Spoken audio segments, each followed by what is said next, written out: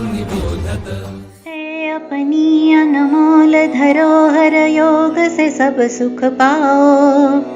योग हरेगा रोग तुम्हारे, योग तो तुम अपनाओ। सुप्रभात. कसे आहात सगळे? विवेकानंद केंद्र कन्याकुमारी कोकण विभागाच्या वतीने आपल्या सर्वांचे स्वागत. 21 जूनच्या आंतरराष्ट्रीय योग दिनाच्या पार्श्वभूमीवर 16 दिवसीय योग सत्रामध्ये सर्वांचे पुन्हा एकदा मनपूर्वक स्वागत. आपल्या प्रथेप्रमाणे त्रिवार ओंकार आणि प्रार्थनेने आपण सुरुवात करूया. पाठ, मान, डोकं एका सरळ रेषेत, डोळे अलगद मिटलेले. प्रार्थना.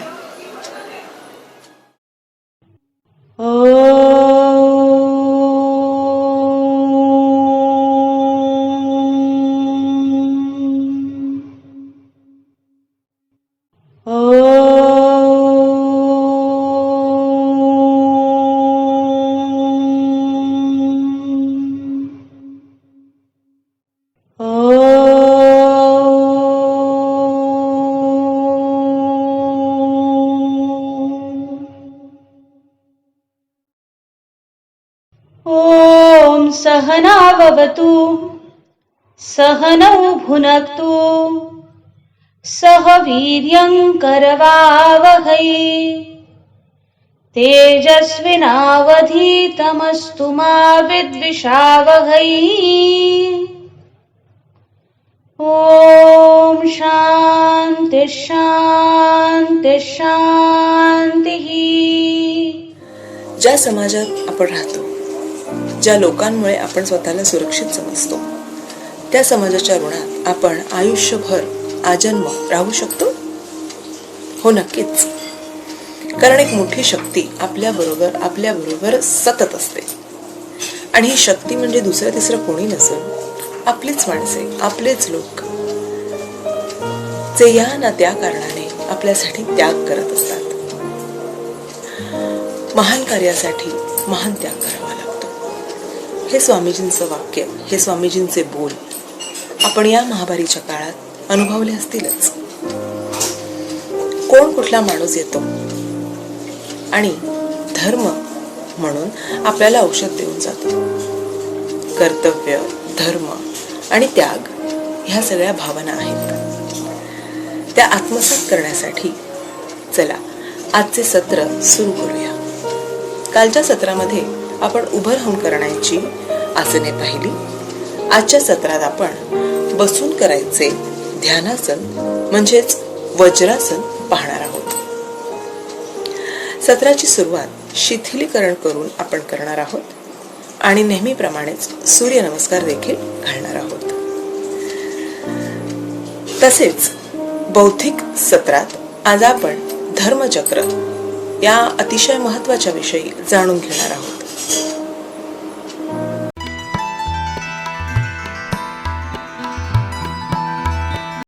घोट्यांचे शिथिलीकरण म्हणजेच अँकल स्ट्रेच.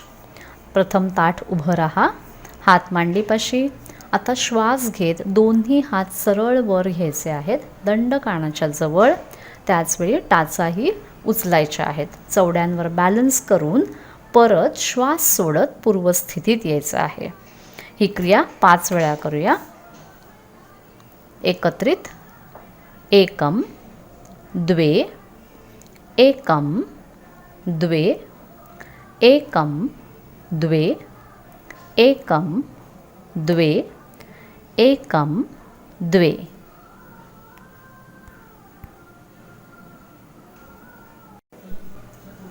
गुडघ्यांचं शिथिलीकरण. ताठ उभे राहा, हात मांडीपाशी. दीर्घ श्वास घ्या. श्वास सोडत पाय गुडघ्यात वाकून खुर्चीत बसल्याप्रमाणे बसा. गुडघे एकमेकांना जुळलेले. कमरेत अजिबात वाकायचं नाही आहे. टाचा अजिबात उचलू नका. श्वास घेत सावकाश पूर्वस्थितीत उभं राहायचं आहे. असं 5 वेळा आपण करूया. एकत्रित. एकम, द्वे, एकम, द्वे, एकम, द्वे, एकम, द्वे, एकम, द्वे. आता कटीसंचालन म्हणजेच कमरेचे शिथिलीकरण करूया. 4 प्रकारे पाठीच्या कण्याचं शिथिलीकरण करणार आहोत. प्रथम पुढे आणि मागे वाकूया, म्हणजे त्याला फॉरवर्ड अँड बॅकवर्ड बेंड म्हणू शकतो. श्वास घेत दोन्ही हात वर नेऊन कमरेतून मागच्या बाजूला झुकूया. श्वास सोडत पुढच्या बाजूला झुकायचा आहे. हात जमिनीला टेकवायचा प्रयत्न करूया आणि कपाळ गुडघ्याला टेकवायचा प्रयत्न करायचा आहे. श्वास घेत पुन्हा वरती यायचं आहे. आता सगळे मिळून पुन्हा ही क्रिया एकत्रित करूया. 5 वेळा आपण हे करायचं आहे. सुरू करूया. एकम द्वे, एकम द्वे, एकम द्वे, एकम द्वे, एकम द्वे. श्वास घेत सरळ व्हायचं आहे. आता कमरेच्या दोन्ही बाजूंचं शिथिलीकरण म्हणजे साईड बेंडिंग. दोन्ही पायांमध्ये साधारण 1 मीटरचं अंतर घेऊया. आपापल्या उंचीप्रमाणे हे अंतर बदलू शकतं. श्वास घेत दोन्ही हात जमिनीला समांतर. श्वास सोडत शरीर कमरेतून उजवीकडे न्यायचं आहे. उजवा हात उजव्या पायाच्या टाचेला लागेपर्यंत खाली न्यायचा आहे आणि त्याच वेळी डावा हात वरती एका सरळ रेषेत ठेवायचा प्रयत्न करायचा आहे. आता श्वास घेत परत वरती यायचं आहे आणि डाव्या बाजूला वाकायचं आहे. डावा हात डाव्या घोट्याला आणि उजवा हात वरती सरळ आणि श्वास घेत पुन्हा सरळ. आता हे करताना एक गोष्ट मात्र लक्षात ठेवायची, शरीर पुढे आणि मागे झुकणार नाही, ते एका सरळ रेषेत राहील. सगळे मिळून करून घेऊया. एकम द्वे, एकम द्वे, एकम द्वे, एकम द्वे, एकम द्वे.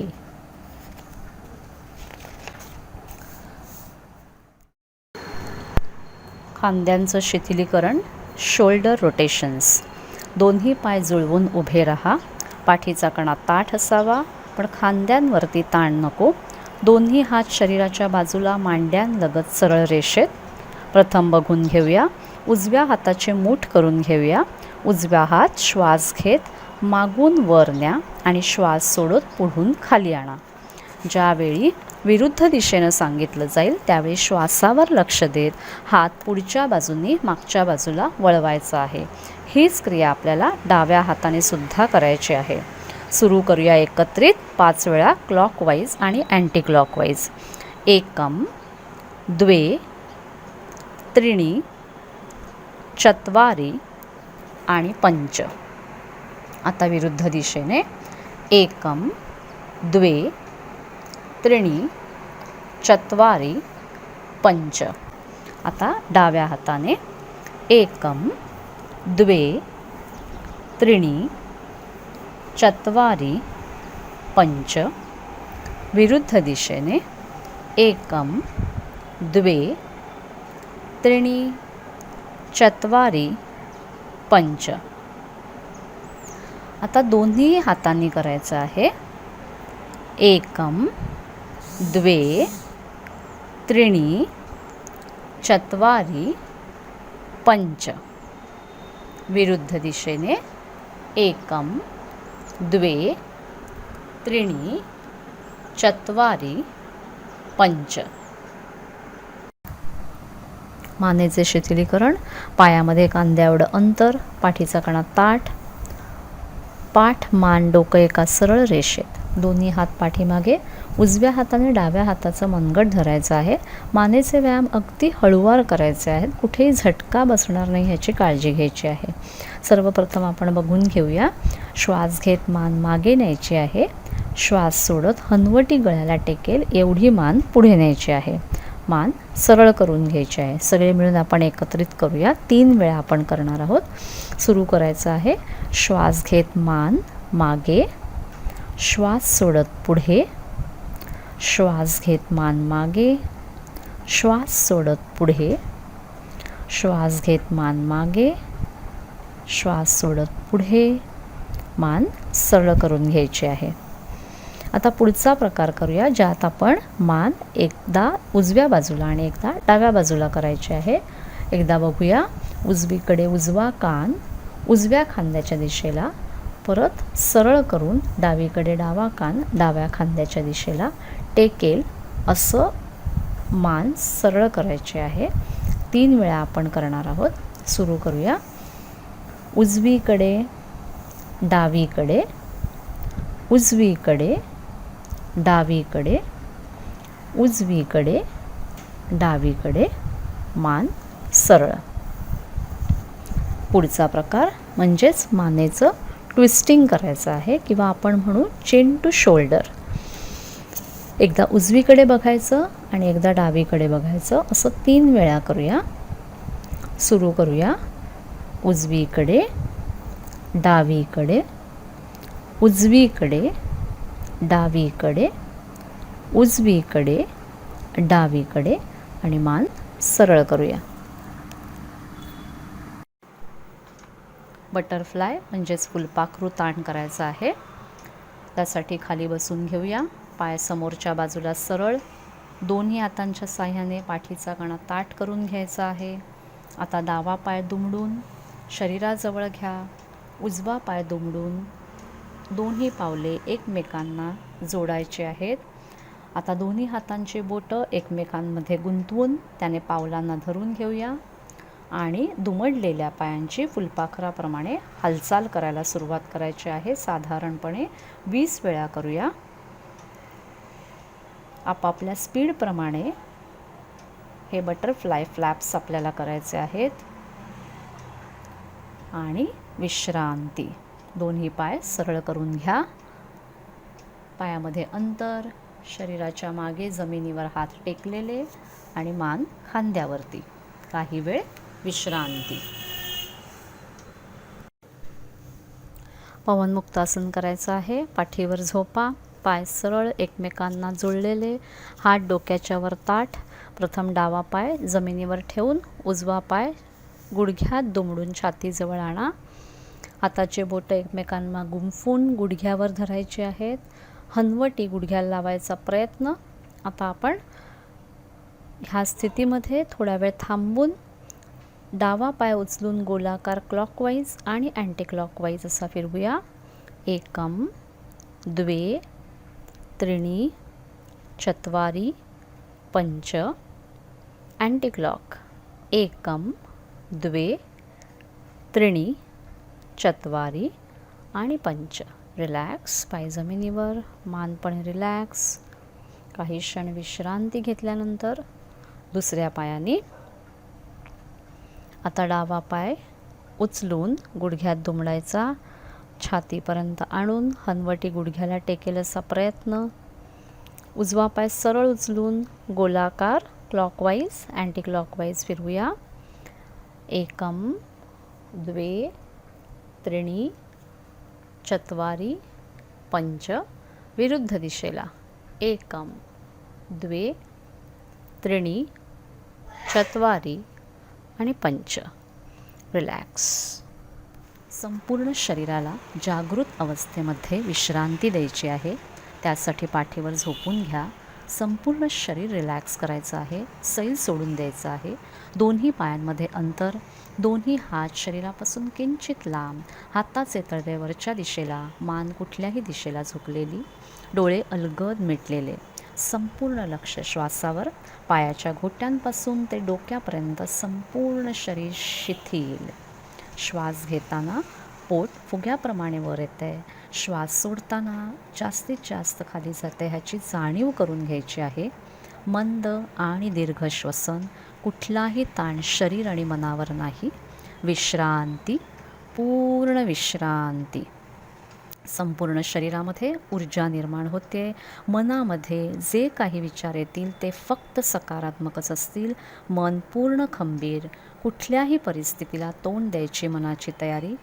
दीर्घ श्वास भरून घ्यायचा आहे आणि ह्या स्थितीत ओंकाराचा उच्चार करायचा आहे. दीर्घ श्वास.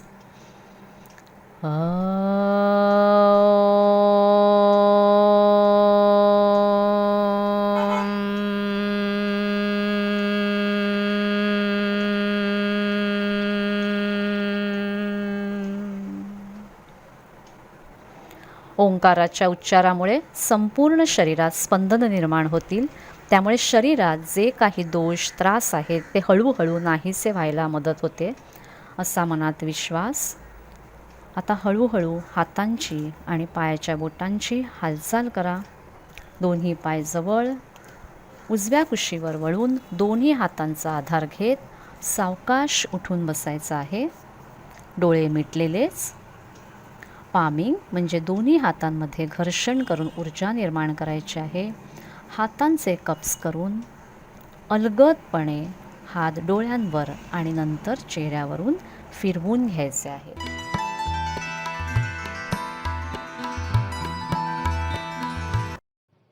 हिरण्मयेन पात्रेण सत्यस्यापि हितं मुखम् तत्त्वं पूषन् अपावृणु सत्यधर्माय दृष्टये. ॐ ह्रां हिरण्यगर्भाय नमः. एकम. श्वास घेत दोन्ही हात डोक्यावर न्यायचे आहेत. दंड कानाला टेकलेले असतील.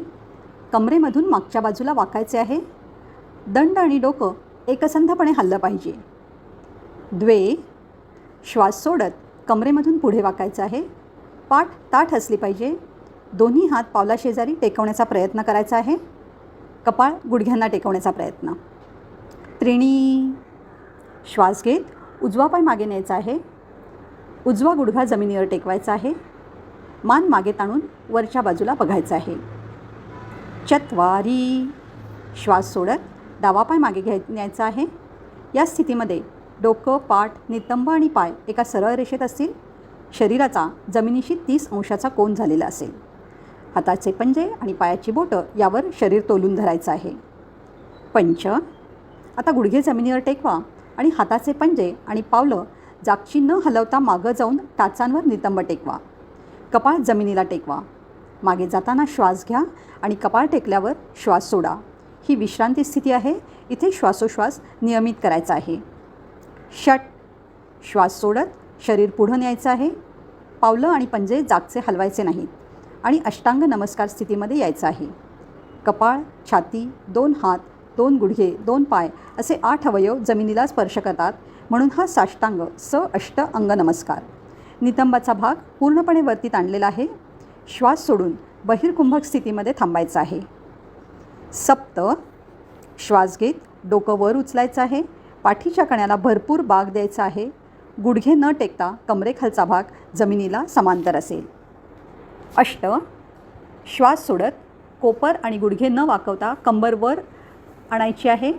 शरीराची स्थिती एखाद्या पर्वताप्रमाणे होते. डोके खाली दाबत हनुवटी गळ्याला टेकवण्याचा प्रयत्न आणि टाचा देखील जमिनीला टेकवण्याचा प्रयत्न करायचा आहे. 9. श्वास घेत गुडघे जमिनीला टेकवा. टाचांवर टेकत कपाळ जमिनीवर टेकवा. हाताची स्थिती कायम राहील. पंचप्रमाणे ही देखील विश्रांती अवस्था आहे. इथे देखील नियमित श्वसन करायचं आहे. 10. श्वास घेत उजवा पाय दोन्ही हातांच्या मध्ये, डावा गुडघा जमिनीला स्पर्श करत असेल. मान मागे ताणून वरच्या बाजूला बघायचा प्रयत्न. 11. श्वास सोडत डावा पाय उजव्या पायाच्या शेजारी, गुडघ्याला कपाळ टेकवण्याचा प्रयत्न करायचा आहे. 12. श्वास घेत नमस्कार मुद्रेत वरती यायचं आहे. विश्रांती. ॐ ह्रीं मरीचये नमः. एकम. श्वास घेत दोन्ही हात डोक्यावर न्यायचे आहेत. दंड कानाला टेकलेले असतील. कमरेमधून मागच्या बाजूला वाकायचे आहे. दंड आणि डोकं एकसंधपणे हललं पाहिजे. द्वे. श्वास सोडत कमरेमधून पुढे वाकायचं आहे. पाठ ताठ असली पाहिजे. दोन्ही हात पावलाशेजारी टेकवण्याचा प्रयत्न करायचा आहे. कपाळ गुडघ्यांना टेकवण्याचा प्रयत्न. त्रिणी. श्वास घेत उजवा पाय मागे न्यायचा आहे. उजवा गुडघा जमिनीवर टेकवायचा आहे. मान मागे ताणून वरच्या बाजूला बघायचं आहे. चत्वारी. श्वास सोडत डावा पाय मागे न्यायचा आहे. या स्थितीमध्ये डोकं, पाठ, नितंब आणि पाय एका सरळ रेषेत असतील. शरीराचा जमिनीशी 30 अंशाचा कोन झालेला असेल. हाताचे पंजे आणि पायाची बोटं यावर शरीर तोलून धरायचं आहे. पंच. आता गुडघे जमिनीवर टेकवा आणि हाताचे पंजे आणि पावलं जागची न हलवता मागं जाऊन टाचांवर नितंब टेकवा. कपाळ जमिनीला टेकवा. मागे जाताना श्वास घ्या आणि कपाळ टेकल्यावर श्वास सोडा. ही विश्रांती स्थिती आहे. इथे श्वासोश्वास नियमित करायचा आहे. षट, श्वास सोडत शरीर पुढं न्यायचं आहे. पावलं आणि पंजे जागचे हलवायचे नाहीत आणि अष्टांग नमस्कार स्थितीमध्ये यायचं आहे. कपाळ, छाती, 2 हात, 2 गुडघे, 2 पाय असे 8 अवयव जमिनीला स्पर्श करतात, म्हणून हा साष्टांग अष्ट अंग नमस्कार. नितंबाचा भाग पूर्णपणे वरती ताणलेला आहे. श्वास सोडून बहिर्कुंभक स्थितीमध्ये थांबायचं आहे. सप्त, श्वास घेत डोकं वर उचलायचं आहे. पाठीच्या कण्याला भरपूर बाग द्यायचा आहे. गुडघे न टेकता कमरेखालचा भाग जमिनीला समांतर असेल. अष्ट, श्वास सोडत कोपर आणि गुडघे न वाकवता कंबर वर आणायची आहे. शरीराची स्थिती एखाद्या पर्वताप्रमाणे होते. डोके खाली दाबत हनुवटी गळ्याला टेकवण्याचा प्रयत्न आणि टाचा देखील जमिनीला टेकवण्याचा प्रयत्न करायचा आहे. 9, श्वास घेत गुडघे जमिनीला टेकवा. टाचांवर टेकत कपाळ जमिनीवर टेकवा. हाताची स्थिती कायम राहील. पंचप्रमाणे ही देखील विश्रांती अवस्था आहे. इथे देखील नियमित श्वसन करायचं आहे. 10, श्वास घेत उजवा पाय दोन्ही हातांच्यामध्ये, डावा गुडघा जमिनीला स्पर्श करत असेल, मान मागे ताणून वरच्या बाजूला बघायचा प्रयत्न. 11, श्वास सोडत डावा पाय उजव्या पायाच्या शेजारी, गुडघ्याला कपाळ टेकवण्याचा प्रयत्न करायचा आहे. 12, श्वास घेत नमस्कार मुद्रेत वरती यायचं आहे. विश्रांती. ॐ ह्रूं आदित्याय नमः. एकम, श्वास घेत दोन्ही हात डोक्यावर न्यायचे आहेत. दंड कानाला टेकलेले असतील. कमरेमधून मागच्या बाजूला वाकायचे आहे. दंड आणि डोकं एकसंधपणे हललं पाहिजे. द्वे, श्वास सोडत कमरेमधून पुढे वाकायचं आहे. पाठ ताठ असली पाहिजे. दोन्ही हात पावलाशेजारी टेकवण्याचा प्रयत्न करायचा आहे. कपाळ गुडघ्यांना टेकवण्याचा प्रयत्न. त्रिणी, श्वास घेत उजवा पाय मागे न्यायचा आहे. उजवा गुडघा जमिनीवर टेकवायचा आहे. मान मागे ताणून वरच्या बाजूला बघायचं आहे. चत्वारी, श्वास सोडत डावा पाय मागे न्यायचा आहे. या स्थितीमध्ये डोकं, पाठ, नितंब आणि पाय एका सरळ रेषेत असतील. शरीराचा जमिनीशी 30 अंशाचा कोन झालेला असेल. हाताचे पंजे आणि पायाची बोटं यावर शरीर तोलून धरायचं आहे. पंच, आता गुडघे जमिनीवर टेकवा आणि हाताचे पंजे आणि पावलं जागची न हलवता मागं जाऊन टाचांवर नितंब टेकवा. कपाळ जमिनीला टेकवा. मागे जाताना श्वास घ्या आणि कपाळ टेकल्यावर श्वास सोडा. ही विश्रांती स्थिती आहे. इथे श्वासोश्वास नियमित करायचा आहे. षट, श्वास सोडत शरीर पुढं न्यायचं आहे. पावलं आणि पंजे जागचे हलवायचे नाहीत आणि अष्टांग नमस्कार स्थितीमध्ये यायचं आहे.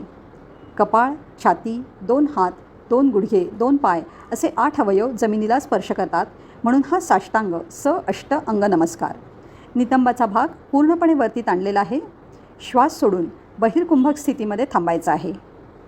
सप्त, श्वास घेत डोकं वर उचलायचं आहे. पाठीच्या कण्याला भरपूर बाग द्यायचा आहे. गुडघे न टेकता कमरेखालचा भाग जमिनीला समांतर असेल. अष्ट, श्वास सोडत कोपर आणि गुडघे न वाकवता कंबर वर आणायची आहे.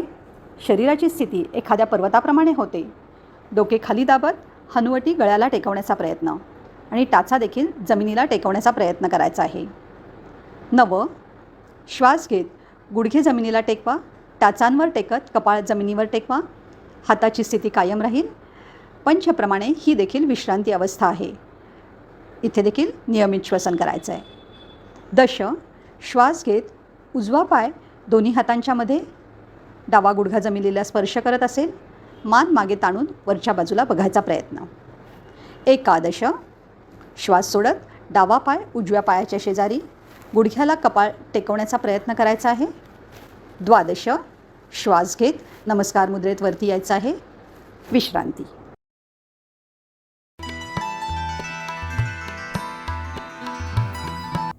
नमस्कार. आज आपण धर्मचक्र जाणून घेणार आहोत. आपल्या दैनंदिन जीवनामध्ये आपल्याला अनेक प्रकारची चक्र अनुभवायला मिळतात. दिवसाचं चक्र आहे, जलचक्र, ऋतुचक्र, नंतर कालचक्र, अशी ही अनेक चक्र सतत चक्राकार गतीने फिरत असतात, अगदी अविरत आणि अखंडितपणे. ही सगळी चक्र एकमेकांशी निगडीत आणि संबंधित अशी असतात.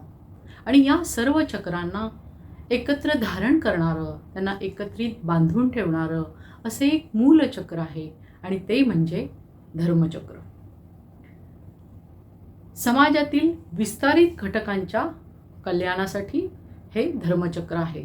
म्हणजे समाजातल्या तळागाळातल्या प्रत्येक व्यक्तीचं किंवा घटकाचं यामध्ये पोषण होईल, त्याची काळजी घेतली जाईल, हे त्यात बघितलं जातं. हे धर्मचक्र कसं कार्य करतं ते आपण आता जाणून घेऊया.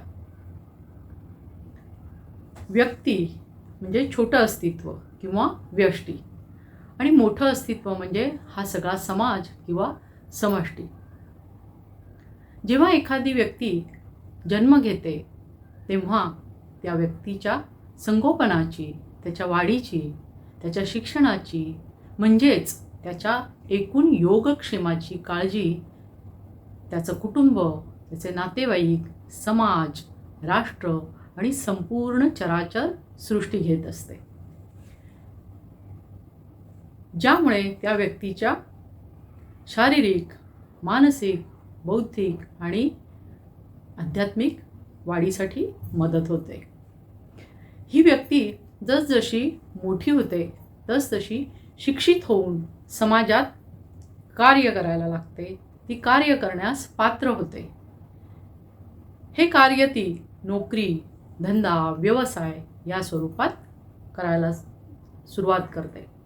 हे कार्य म्हणजेच कर्म, आणि हे कार्य ती समष्टीला अर्पण करते. समष्टी मग या कार्याबद्दल त्या व्यक्तीला कर्मफल देते. हे कर्मफल आर्थिक स्वरूपात कधी पगार, वेतन, मानधन, तर कधीतरी मान, सन्मान, प्रतिष्ठा, दर्जा असंही देते. या कर्मफलापैकी त्या व्यक्तीने काही भाग त्याच्या स्वतःच्या आणि कुटुंबाच्या कल्याणासाठी वापरणं अपेक्षित आहे, परंतु त्यातला बहुतांश भाग त्याने समाजाला परत दिला पाहिजे. हे जे देणं आहे त्यालाच यज्ञ असं म्हटलंय. हे देणं कसं असावं तर जीवने यावदादानं स्यात् प्रदानं ततोधिकम. म्हणजे मी समाजाकडून जे म्हणून काय घेतलंय त्याच्या कितीतरी अधिक पटीने मी समाजाला परत द्यायला हवं. म्हणजे माझी ती जबाबदारी आहे, माझं ते परम कर्तव्य आहे. आपण सृष्टीकडे जर नीट निरखून बघितलं तर आपल्या लक्षात येईल की एका छोट्या बीजाचं रूपांतर भल्या मोठ्या वृक्षामध्ये होतं. तो वृक्ष मग आपल्याला संजीवनी म्हटलेला आहे. तो ऑक्सिजन म्हणजे तो प्राणवायू, सावली, पानं, फुलं, फळं असं सदैव देत असतो. गाय चारा खाते आणि पौष्टिक असं दूध आपल्याला देते. समाजाकडून नेहमीच चांगलंच मिळेल असं नाही. कधीतरी तुम्हाला अवहेलना, उपेक्षा सहन कराव्या लागतील, परंतु तुम्ही परत देताना समाजाला चांगलं तेच द्यायला पाहिजे. सृष्टीमध्ये आपण कचरा टाकतो आणि मग सृष्टी त्या कचऱ्याचं खतामध्ये रूपांतर करते, बहुउपयोगी असं. अगदी या नियमाप्रमाणे प्रत्येक व्यक्तीने आपल्या कर्मफलापैकी म्हणजेच आपल्या लाभापैकी थोडासा अंश पैसा, वेळ, प्रतिष्ठा, कौशल्य, मूल्य इत्यादी समष्टीला परत केलं म्हणजे कुटुंबाला, समाजाला, मानवतेला आणि या निसर्गाला दिल्या तर त्या समष्टीचं पोषण होईल. ती अधिक संपन्न आणि समृद्ध होईल आणि नंतर तिचं जे सामर्थ्य आहे ते वाढेल, कारण नंतर तिला इतरांचं पोषण करायचं असतं. म्हणूनच हे जे देणं आहे ते म्हणजेच यज्ञ, आणि यज्ञ केल्यामुळे पुढची पिढी जी आहे ती सुरक्षित होते आणि हा समाज असतो तो वृद्धिंगत होतो. ह्या समाजाचं कल्याण होतं, भलं होतं. म्हणून प्रत्येक माणसाचं कर्तव्य आहे ह्या समाजाला मजबूत करणं, बळकटी आणणं आणि असा जो समाज आहे त्या समाजाच्या विकासात आणि त्याच्या संकटात पण त्या समष्टीच्या सोबत राहणं. पूर्वी आपल्याकडे एकत्र कुटुंब पद्धती होती आणि तीच खूप भक्कम अशी होती. त्याच्यामध्ये त्या कुटुंबातले प्रत्येक सदस्य एकमेकांची काळजी घ्यायचे. त्यामुळे वृद्धाश्रम आणि अनाथाश्रम असे नव्हतेच मुळे. परंतु पाश्चिमात्यांचं अनुकरण करता करता हळूहळू आपल्याकडे विभक्त कुटुंब पद्धती जोर धरू लागली. काही मुलं शिक्षणासाठी परदेशी जाऊ लागली आणि मग आपल्याकडेही असे वृद्धाश्रम आणि अनाथाश्रम पर्यायाने वाढू लागले. तरीही पाश्चात्य देशांमध्ये अशा लोकांची जी काळजी आहे ती सरकारला घ्यावी लागते आणि तिथे त्यांच्या GDPच्या सोशल सिक्युरिटीजमध्ये त्यांना जास्तीची प्रोव्हिजन करावी लागते. परंतु तेच चित्र आपल्या भारतात जर आपण बघितलं तर आपल्या असं लक्षात येईल की इथे अशी कुटुंब आणि समाज व्यवस्था अशा लोकांची काळजी घेते. आता पण जे कोरोनाचं संकट आलेलं आहे ते संपूर्ण जगावर आलेलं आहे, मानव जातीवर आलेलं आहे.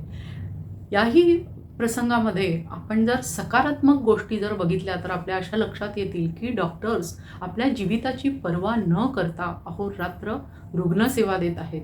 त्यांच्या सोबतीला मग इतर मेडिकल स्टाफ आणि पॅरामेडिकल लोकही जोडले गेलेत. अगदी सगळ्या अत्यावश्यक सेवा देणाऱ्या ज्या आहेत म्हणजे बँकेतले कर्मचारी आहेत, बसेस चालवणारे, ट्रेन्स चालवणारे, पाणी सोडणारे आणि अगदी केमिस्टपासून किराणा धान्य, भाजीपाला, दूध पुरवणारे या सगळ्या यंत्रणा अशा एकजुटीने काम करताना आपण बघतोय. आणि म्हणूनच समाज असा टिकून आहे. आणि यात गृहिणीसुद्धा मागे नाहीत. त्यांनाही असं वाटतं की आपण काहीतरी करायला पाहिजे. म्हणून त्या कोणी रुग्णांना डबा पोचता करतायत तर कोणी अशा रुग्णांना समुपदेशन करून त्यांना आश्वस्त करत आहे. आणि या सगळ्या कारणामुळे ही जी निस्वार्थ भावनेने केलेली सेवा आहे त्यामुळे हे चक्र पूर्ण होतं आणि हे म्हणजेच धर्मचक्र. विवेकानंद केंद्रामध्ये मानव सेवा हीच ईश्वर सेवा मानली जाते आणि अशा या सेवेमध्ये मग शेकडो जीवनव्रतींनी आपला परिवाराचा त्याग करून या सेवेमध्ये स्वतःचं उर्वरित आयुष्य अर्पण केलेलं आहे.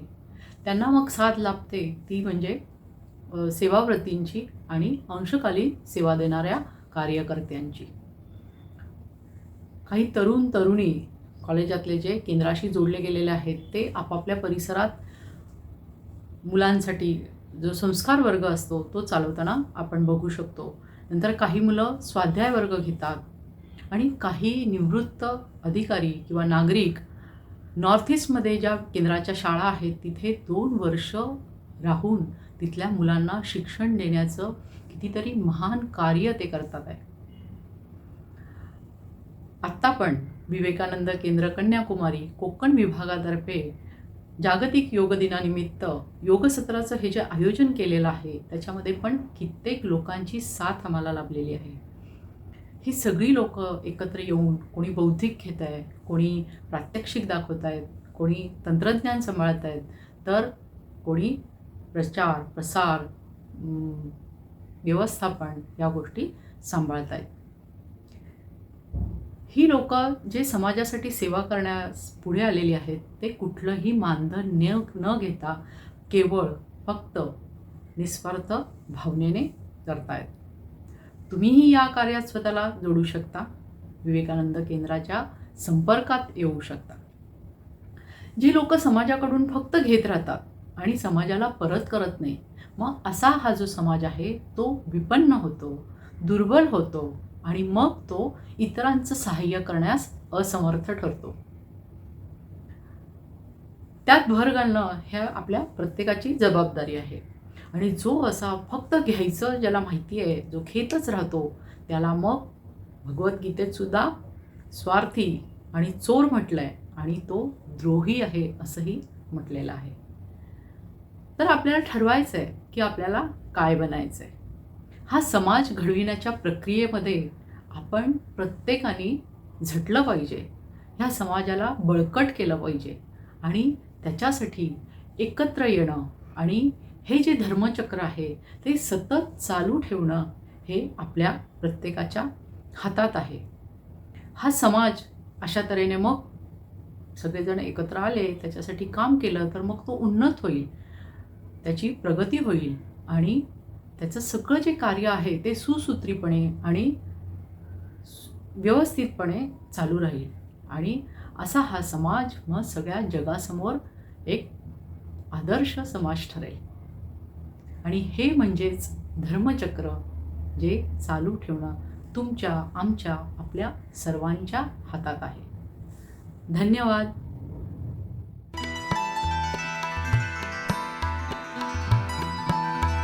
आता आपण त्रिकोणासन करणार आहोत. आसनासाठी स्थिती घ्यायची आहे. एकम. श्वास घेत उजवा पाय 1 मीटर उजवीकडे न्या. दोन्ही हात खांद्याच्या रेषेत जमिनीला समांतर करा. द्वे. श्वास सोडत शरीर कमरेतून उजवीकडे वाकवा. उजवा हात उजव्या घोट्यापर्यंत न्यायचा प्रयत्न. डावा हात वरच्या दिशेने ताणायचा आहे आणि नजर वरच्या हाताकडे. त्रिणी. पुन्हा श्वास घेत वरती यायचं आहे. दोन्ही हात खांद्याच्या सरळ रेषेत. पाय जागचे हलवायचे नाहीत. चत्वारी. श्वास सोडत उजवा पाय डाव्या पायाजवळ आणा आणि दोन्ही हात तेव्हाच खाली घ्यायचे. आता हीच कृती आपण डाव्या बाजूनी करायची आहे. एकम. डावा पाय डावीकडे 1 मीटर न्या. दोन्ही हात खांद्याच्या सरळ रेषेत ताणा. तळवे जमिनीच्या दिशेला असतील. द्वे. आता कमरेतून डाव्या बाजूला वाकायचं आहे. डावा हात डाव्या घोट्याच्या जवळ न्यायचा प्रयत्न. उजवा हात आता वरच्या दिशेने ताणायचा आहे आणि नजर वरच्या हाताकडे. इथे श्वासोश्वास नियमित राहील. त्रिणी. पुन्हा श्वास घेत दोन्ही हात खांद्याच्या सरळ रेषेत आणा. पाय जागचे हलवायचे नाहीत. चत्वारी. डावा पाय उजव्या पायाजवळ आणा आणि दोन्ही हात खाली आणून विश्रांती. आता आपण एकत्रितपणे परिवृत्त त्रिकोणासन करूयात. आसन करण्यासाठी स्थिती घ्या. दोन्ही पाय जुळवून ताठ उभं राहायचं आहे. हात मांड्यांच्या जवळ. एकम. श्वास घेत उजवा पाय सुमारे 1 मीटर उजवीकडे न्या. द्वे. दोन्ही हात खांद्याच्या रेषेत सरळ. त्रिणी. पाय न हलवता कमरेतून 90 अंशाच्या कोनात डावीकडे वळा. चत्वारी. श्वास सोडत कमरेतून वाकून उजवा पंजा डाव्या पावलाच्या पलीकडे टेकवायचा प्रयत्न. हात आणि पाय ताठ असतील. श्वासोश्वास नियमित ठेवा. पंच. श्वास घेत सावकाश वर या. षट. दोन्ही हात खांद्याच्या सरळ रेषेत. सप्त. दोन्ही हात खाली घ्या. अष्ट. श्वास सोडत उजवा पाय डाव्या पावलाजवळ घ्या. आता हीच क्रिया आपण दुसऱ्या बाजूने करणार आहोत. एकम. श्वास घेत डावा पाय सुमारे 1 मीटर डावीकडे न्या. द्वे. दोन्ही हात खांद्याच्या रेषेत बाजूला जमिनीला समांतर. त्रिणी. पाय न हलवता कमरेतून 90 अंशाच्या कोनात उजवीकडे वळा. चत्वारी. श्वास सोडत कमरेतून वाकून डावा पंजा उजव्या पावलाच्या पलीकडे जमिनीवर टेकवा. नजर वरच्या हाताच्या बोटांकडं. हात आणि पाय ताठ असतील. नियमित श्वसन. पंच. श्वास घेत सावकाश वर या. षट. दोन्ही हात खांद्याच्या सरळ रेषेत. सप्त. दोन्ही हात खालती घ्या. अष्ट. श्वास सोडत डावा पाय उजव्या पायाजवळ आणा. विश्रांती.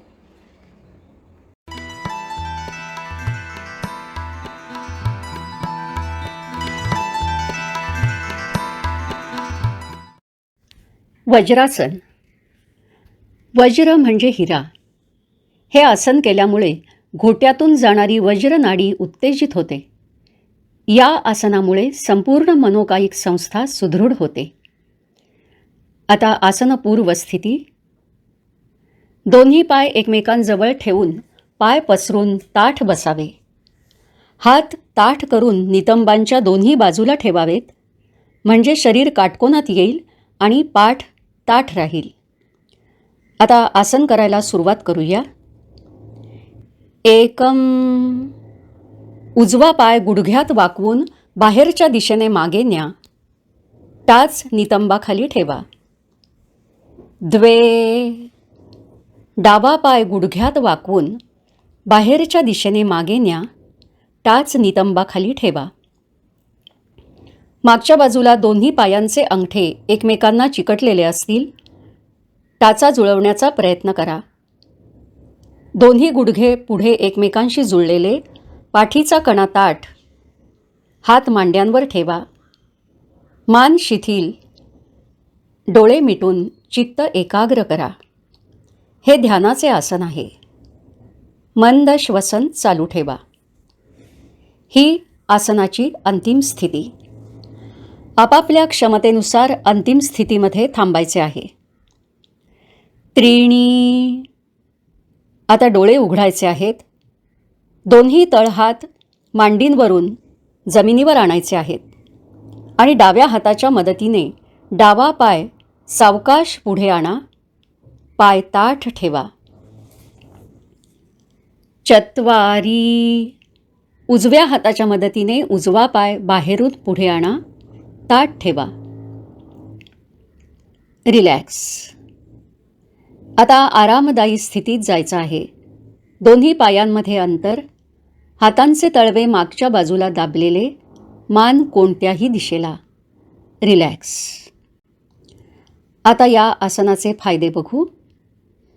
जेवणानंतर 10 मिनिटे हे आसन केल्यामुळे अन्नपचन सुरळीत होण्यास मदत होते. पायांचे सांधे आणि स्नायू शिथिल होतात. ओटीपोटातील रक्ताभिसरण सुधारते. पाठीच्या कण्यातील दोष नष्ट होतात. उच्च रक्तदाब तसंच जठर आणि आतड्यांच्या रोगांवर उपयोगी. ध्यानासाठी आणि प्राणायामाच्या सरावासाठी अत्यंत उपयुक्त असे हे आसन आहे. आता हे आसन करताना कोणती काळजी घ्यायची?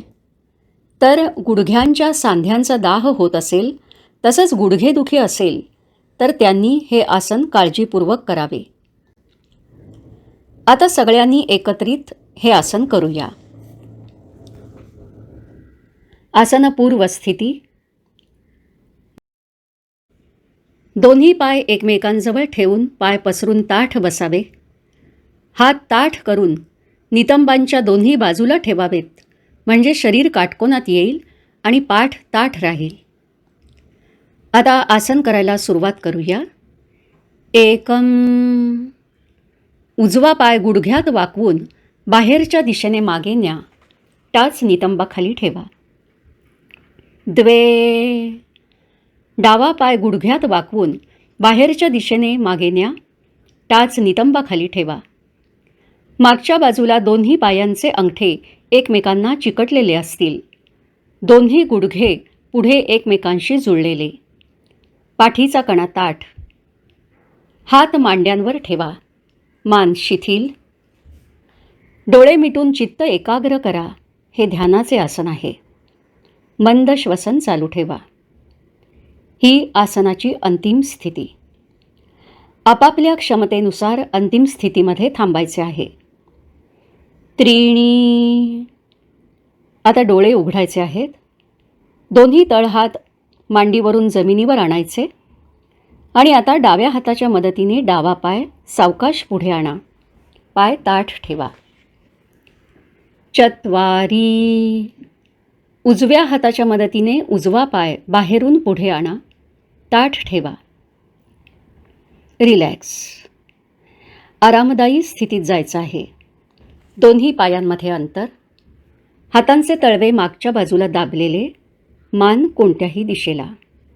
रिलॅक्स. शवासन. आता आपण शवासन करणार आहोत. शवासनाची स्थिती घेऊया. सर्वांनी पाठीवरती झोपायचं आहे. दोन्ही पायांमध्ये अंतर. दोन्ही हात शरीरापासून थोडेसे दूर.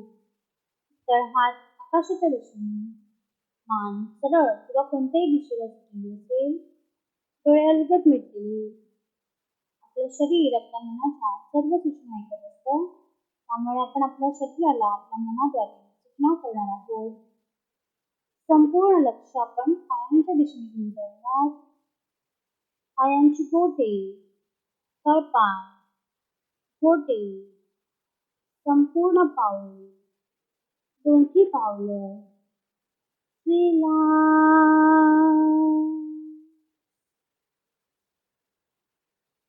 पायांच्या पोटऱ्या, गुडघे, मांड्या, जांघा, जांघातील स्नायू, कंबर, कमरेतील मणके, कमरेतील इतर स्नायू, संपूर्ण कंबर, शिथिल.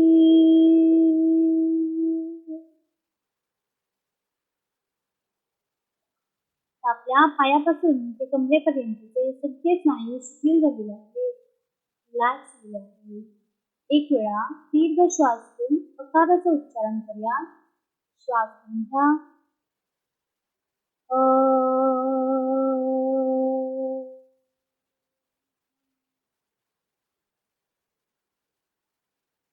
अकाराची स्पंदने संपूर्ण पायाकडील भागामध्ये जाणवत आहेत, त्यावर लक्ष. हळूहळू शरीराच्या मधल्या भागाकडे वळूया.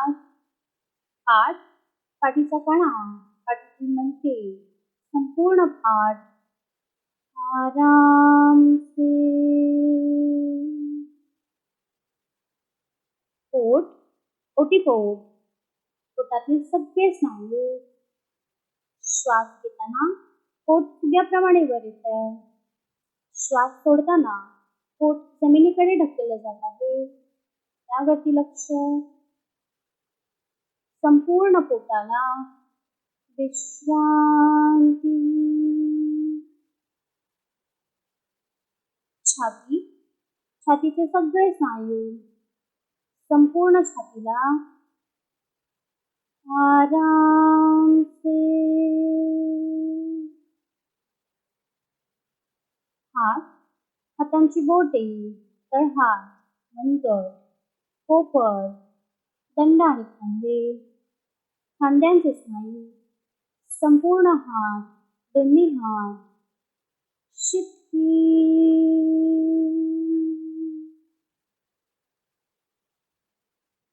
मान, मानेचे स्नायू, संपूर्ण मानेला आराम से. आपल्या कमरेपासून ते मानेपर्यंतचा संपूर्ण भाग शिथिल झालेला आहे, रिलॅक्स झालेला आहे. एक वेळा दीर्घ श्वास घेऊन उकाराचं उच्चारण करूया.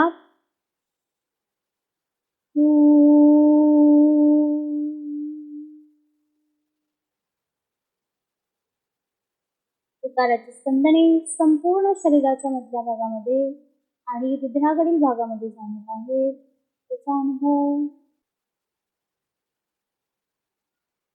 हळूहळू चेहऱ्याकडील भागाकडे वळूयात. गाल, गालांवर स्मित असं हास्य, त्याने मन शांत आणि प्रसन्न होईल. कान, कानाचे स्नायू, दोन्ही कान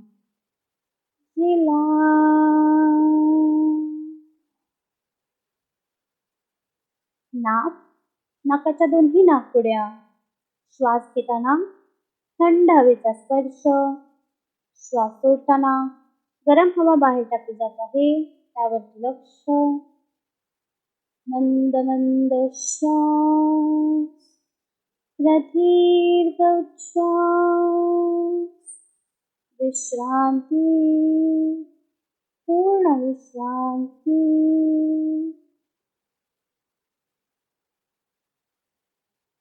डोळे,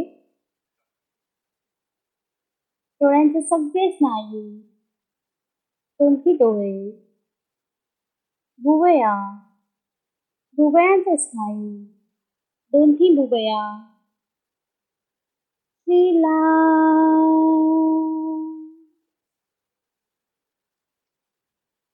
कपाळ, कपाळाचे स्नायू, डोकं, डोक्याचा जमिनीला टेकलेला भाग, संपूर्ण मस्तिष्क आराम से.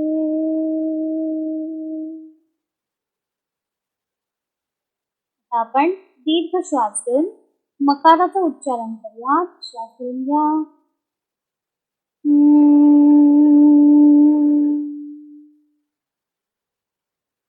मकाराची स्पंदने संपूर्ण मेंदूकडील आणि चेहऱ्याकडील भागामध्ये जाणवत आहेत. त्याचा अनुभव. आता आपल्या पायापासून ते डोक्यापर्यंतचा संपूर्ण भाग शिथिल झालेला आहे, रिलॅक्स झालेला आहे. आता आपण दीर्घ श्वास भरून घेऊन ओंकाराचं उच्चारण करूया. श्वास भरून घ्या.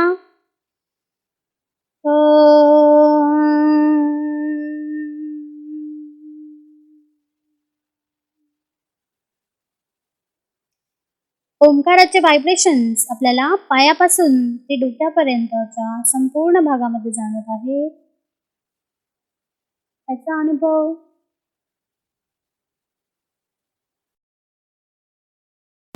शवासनाच्या माध्यमातून शरीरामध्ये आणि मनामध्ये ऊर्जा, चैतन्य निर्माण झालेलं आहे. त्याचा फायदा आपल्याला दिवसभर होणारच आहे. साक्षात त्यागमूर्ती असलेल्या गुरु गोविंद सिंग यांची प्रतिमा आपण आपल्या डोळ्यासमोर आणूयात. सुंदर अशी प्रतिमा आपल्या डोळ्यासमोर उभी राहिलेली आहे. गुरु गोविंद सिंग यांनी आपल्या देशासाठी आपले सर्वस्व अर्पण केले.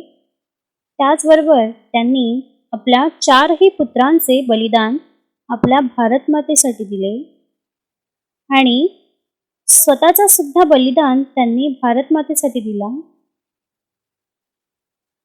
असे महान त्याग करणारे गुरु गोविंद सिंग आपल्या सर्वांसाठी एक प्रेरणास्रोत आहेत.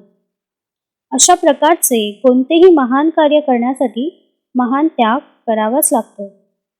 परंतु आपण सर्व सामान्य माणसं आहोत, म्हणून आपण छोटे छोटे त्याग करण्याचा प्रयत्न करू. जसं की गॉसिपिंग करणं, उगाचचा वेळ वाया घालवणं.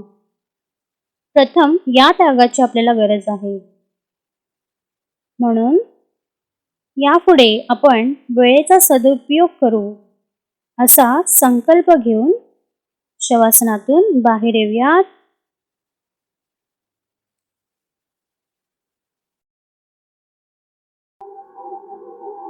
हळूहळू दोन्ही पाय एकमेकांजवळ घ्यायचे. दोन्ही हात शरीराजवळ, उजवा हात डोक्याखाली, डावा हात पोटावरती आणि हळुवारपणे आपण उजव्या कुशीवरती वळायचं आहे. जणू काही आपण भारतमातेच्या कुशीत आराम करत आहोत, पहुडलेलो आहोत. त्याचा अनुभव. संपूर्ण शरीराला विश्रांती.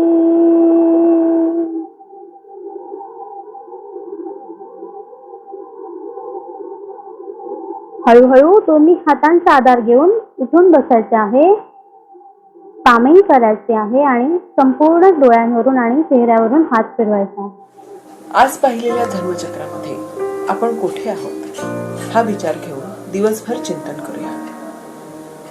आणि धर्मचक्राचे माझे काय राहिले आहे ते मी कसे करणार, हा आराखडा मी करू शकेन असा संकल्प घेऊन सत्राची सांगता प्रार्थनेने करूया. उद्या याच वेळी नव्या उत्साहाने पुन्हा भेटूया, नवीन आसने आणि नवीन विचार घेऊन. योगेन चित्तस्य पदेन वाचां मलं शरीरस्य च वैद्यकेन योपाकरोत्तं प्रवरं मुनीनां पतञ्जलिं प्राञ्जलिरानतोऽस्मि. सर्वे भवन्तु सुखिनः, सर्वे सन्तु निरामयाः, सर्वे भद्राणि पश्यन्तु मा कश्चित् दुःखभाग् भवेत्. ॐ शान्ति शान्ति